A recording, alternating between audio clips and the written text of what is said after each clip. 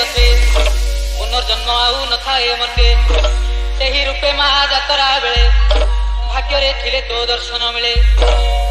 जात्रा बेले तो से कले दर्शन प्रभु होइया